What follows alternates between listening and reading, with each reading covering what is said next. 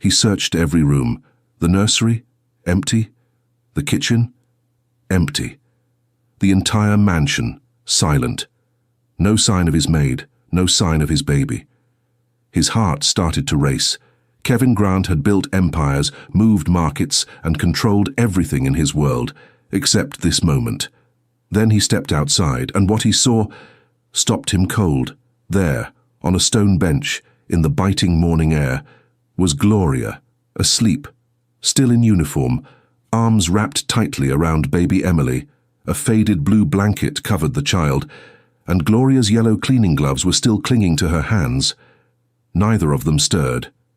For a second he couldn't breathe. Then he saw Emily's tiny chest rise, her fingers curled into Gloria's apron, and on Gloria's face a quiet kind of peace. He didn't understand it. Not yet. But what looked like recklessness was something else entirely, and that moment changed everything. The sky hadn't turned yet. It was still dark in Manhattan. Street lamps flickered against stone buildings, and the wind carried that early-hour stillness, the kind that makes you feel every second of silence. Kevin Grant stood on the marble steps of his estate, barefoot, tense. The cold bit at his skin, but it wasn't the cold that made him shiver. It was the emptiness. He had already checked the nursery. No baby. He'd called the nanny. No answer. Walked every hallway. But the one person who always kept things running, Gloria, his quiet, invisible maid, was nowhere to be found. Then, a flicker of movement near the garden. He stepped off the porch, heart pounding, breath shallow. It wasn't supposed to be like this, not in his house, not in his world. And then he saw her. Gloria, curled up on the garden bench, back leaned against the cold stone, eyes closed, breathing steady. In her arms, Emily. The baby was wrapped in an old blanket, tucked so closely into Gloria's chest it was hard to tell where one ended and the other began. Kevin froze. The yellow gloves were still on Gloria's hands, her head tilted back, her arm locked around the child like instinct, like protection. He took a step closer. No words, no reaction. Emily's fingers clung to Gloria's uniform, her tiny face nestled into the space just below Gloria's chin. Safe. Too safe for this to be an accident. Kevin didn't know why, he didn't know how. But he knew one thing, this wasn't neglect, it was love. Not the kind you buy, the kind you carry, even when it breaks you. And in that still, cold moment, everything Kevin believed about love, family, and what it means to protect something began to crack. But before we begin, click subscribe, like this video, and tell us where in the world you're watching from. I hope this story makes you believe that sometimes the people we overlook are the ones holding our world together. The air hung thick with silence, not peace, not calm, just that heavy kind of stillness you feel when something's not right. Kevin stood frozen beside the garden path, his breath caught halfway between fear and disbelief. Gloria didn't stir. Neither did the baby. He stepped closer. Slowly. The gravel crunched beneath his bare feet. The closer he got, the stranger it all felt. The bench was damp with morning frost. The blanket barely covered Emily's legs. And Gloria. She looked like she hadn't meant to sleep, just hadn't had the strength to stay awake. Her arms were still wrapped around the baby, one yellow-gloved hand tucked under Emily's back, the other across her tiny chest, as if shielding her from the wind. Kevin's mind raced. Why was his daughter out here? Why didn't anyone wake him? Where was the stuff? Why didn't she knock on his door?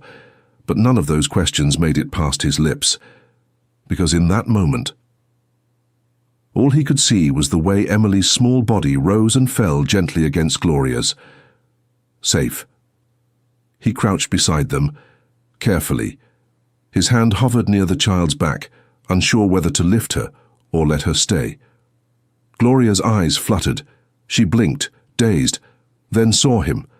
She jolted upright, panic flashing across her face. "I'm sorry," she whispered, breathless. He held up a hand, not in anger, just confusion. "Why?" That was all he could manage. Gloria looked down at Emily, then back at him. Her voice cracked. "She was cold, sir. The heat, it stopped working. She cried for hours. I didn't know what else to do." She didn't defend herself, she didn't explain beyond that. She just said it.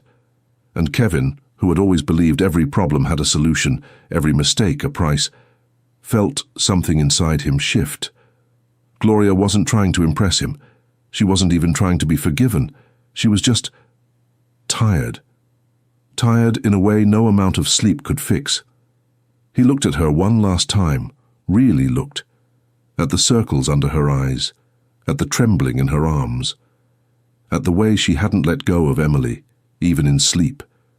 And for the first time in a very long time, he didn't feel rich, not at all. Kevin stood there, unmoving. The wind had picked up, brushing past the marble columns behind him, but his eyes stayed fixed on the yellow glove still resting against his daughter's back, and on the quiet woman who had been invisible in his home until this very moment. Gloria didn't look up again. She just sat there silent, arms still wrapped around Emily, like a mother clinging to something she couldn't afford to lose twice. Kevin swallowed hard. He didn't know what emotion was hitting him. Guilt, shock, or something far less familiar. All he knew was that he didn't want to raise his voice. Not here. Not now. He stepped back. Gently. His hand brushed across the top of the blanket, just enough to feel the warmth still trapped inside it. It wasn't much, but it had been enough to keep his child safe. And the gloves, still on Gloria's hands, bright yellow, a little torn at the fingertips, smudged with polish and dust. She hadn't even taken them off. Kevin's mind went back to the night before, the text from the staff group chat he hadn't answered, the subtle drop in the thermostat reading he'd dismissed. He remembered walking past the nursery door on his way out, hearing Emily cry and thinking she'd settle soon. He hadn't stopped. He hadn't checked. Now he was here, outside, barefoot, standing beside a bench in the freezing dark, watching the woman he paid to clean his house cradle the only thing in his life that ever truly mattered. Gloria finally spoke again. Her voice was barely a whisper. I didn't want her to cry anymore. She kept her eyes on the child. Not once did she ask for understanding. Not once did she explain herself with pride. She just sat there still, as if ready for whatever judgment would come next. Kevin took a breath, the kind that shakes a little on the way out. I didn't know the heat broke. Gloria nodded slowly. I called maintenance. No one came. A pause.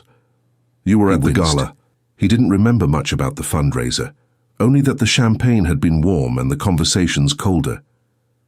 I was going to rock her, Gloria said, just until she settled.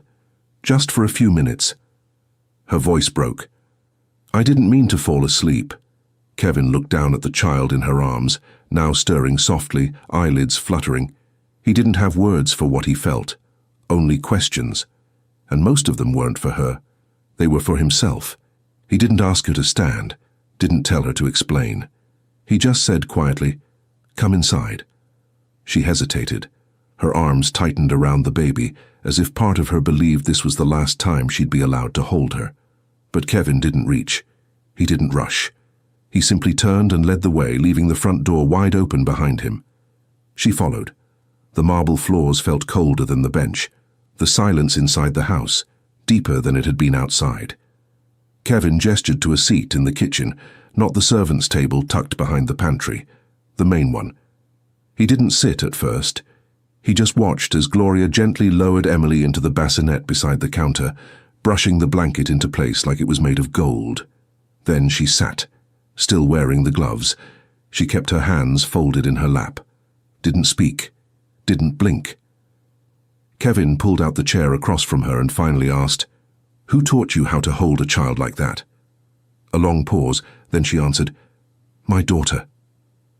His body stilled. She wasn't looking at him. She was staring at a small crack in the tile. Her voice was even, but quiet. Too quiet. "Her name was Ava," she said. "She was 2. Kevin didn't move, not even to breathe. "She got sick one winter," Gloria continued. "We didn't have heat. Couldn't afford to keep it running all night. I bundled her up best I could. She pressed her hands together until her knuckles went white. She had a fever. I tried to bring it down. Wet towels, cold rags.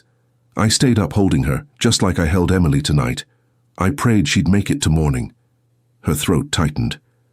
But when I woke up, she was gone. She looked up then just once, and Kevin saw it. The grief she carried like breath. I failed her. 3 words. That's all. But they landed harder than anything he'd heard in years. And since that day, she whispered, I told myself like if I ever held another child I wouldn't let go, not for anything, not even sleep. Silence filled the room again, except this time, it was sacred. Kevin glanced at the bassinet. Emily was still sleeping, and he realized something that pulled at a part of him he didn't know existed. This woman hadn't just saved his child. She was still trying to save her own. He didn't speak for a long time, not because he didn't have words, but because none of them felt worthy. Gloria sat still across the table, eyes lowered, hands folded, gloves still on. The same gloves she wore to scrub the marble floors, the same hands that had held his baby like something irreplaceable. Kevin stood quietly and walked to the edge of the room. He didn't know why. Maybe to breathe, maybe to hide the sting behind his eyes. He'd never asked about her life, never wondered where she went after hours, never noticed when she skipped breaks or stayed late. She was just there, like the furniture, like the silence. But that morning something shifted. He found himself watching her. Later that day, as the sun pushed through the kitchen windows, he passed by the nursery door and paused. Gloria was inside, holding Emily again. Not because she had to, she had already worked through the night, but because Emily reached for her. Her small hands gripped Gloria's collar like instinct, like trust. Gloria rocked gently in the chair by the window, humming low, brushing her fingers across the baby's cheek with the kind of care you can't fake. The kind that doesn't clock out. Kevin didn't go in. He just watched. He watched her fold baby clothes on the floor, one tiny sock at a time. Watched her pick up dropped toys with a patience no one taught her. Watched her rub circles on Emily's back until the child melted into her chest like she belonged there. That night he checked the time cards. Gloria hadn't taken a single day off in almost 7 months. No complaints, no requests. She just showed up, did her job, and somewhere in the cracks of routine, gave his daughter the one thing he hadn't: presence. He thought about the baby's first laugh. He hadn't been home. The first time she crawled. He'd seen it on a nanny cam. But Gloria, she was there. Always there. And for the first time in his life, Kevin Grant, who had built a life on strategy, data, and distance, felt completely, uncomfortably close. Not to failure, but to truth, because the woman he'd barely noticed had been holding his daughter's heart in her hands all along, and somewhere deep inside, he wondered how many more moments he had missed, because he hadn't known what love really looked like. The house was warmer now, not because of the heat, because Kevin had started noticing things. He walked slower through the halls, listened more during breakfast, found himself standing outside the nursery door more often than he used to. But while something in him was softening, not everyone in the house saw it that way. They saw Gloria, and they whispered, "She's too close to the child." Crossing lines. "She's the maid, not the mother." The words floated through the kitchen, folded into side glances, and carried by voices that never said anything to her face. But Gloria heard them. She always heard them. She moved a little quieter after that. Took longer to knock before entering rooms. Avoided eye contact when she handed Emily over. One afternoon, Kevin's sister stopped by. She was holding a glass of wine, eyes sharp. "You trust her too much," she said casually, like it was an observation, not an accusation.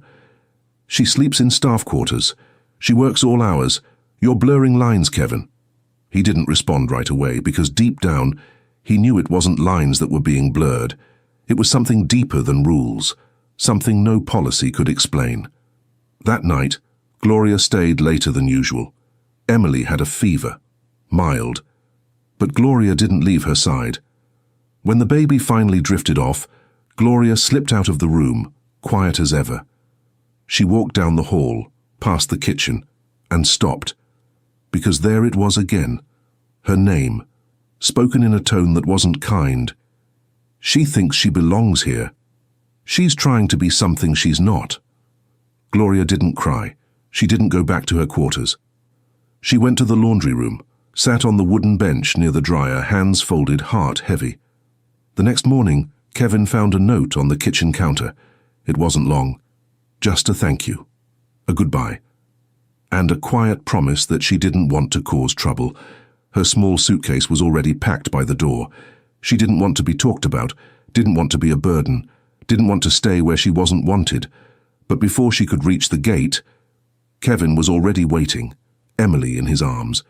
No words at first, just the wind between them. Then, softly, "You don't leave the place you belong." He stepped closer, placing the baby gently back in Gloria's arms. "You're not just her nanny," his voice broke. "You're her heart." The house was asleep. For once there were no whispers, no questions, no lines being drawn in quiet corners. Gloria was still awake. She always was. She sat beside the crib, watching Emily breathe. One soft rise, one soft fall. The fever from the day before had passed, or so they thought. But then, a sound, not a cry, not a whimper. Just silence. Too long. Too still. Gloria leaned over the crib, her breaths short, labored, her tiny hands twitching beneath the blanket. Panic hit fast, but Gloria didn't scream. She lifted the baby gently into her arms and held her close. Kevin was already on his way. Something in him had pulled him from sleep. He turned the hallway corner just as Gloria opened the nursery door. He saw her face first, and then the baby. "Call a doctor," she said, voice shaking. He didn't ask questions, didn't hesitate. Within 20 minutes the nursery was full. Machines, wires, cold voices, urgent orders. Kevin stood near the window, helpless. Money moved fast, but not fast enough. Nothing was working. The fever climbed. Emily's skin turned pale. Her breath slowed again. Kevin looked at the doctor, and in that brief second of eye contact, he saw fear, real fear.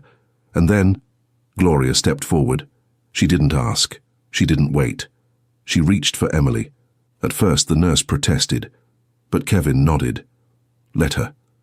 Gloria sat in the rocking chair, the same one by the window where she always sang. She held the baby tight against her chest, like that first night on the bench. Her voice cracked as she began to hum. Not a lullaby from a children's book, but a hymn, old, southern, barely above a whisper, the same one she used to sing to Ava. Tears slid down her face onto Emily's tiny hands. Her voice trembled, but she didn't stop. She rocked and sang and prayed without words. Kevin stood across the room, frozen. The machines kept beeping. But something changed.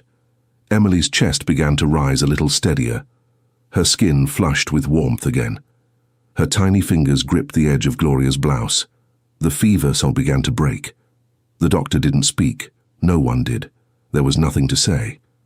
Because what had saved that child wasn't found in medicine or money. It was in the arms of a woman who had already lost everything once and refused to lose it again. The next evening the dining room was full.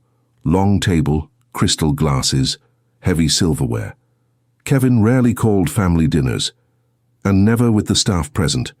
But tonight, everyone was there, his sister, his mother, his chief of staff, the housekeeper, the butler, and at the far end, Gloria, still in uniform, still unsure why she was seated among them.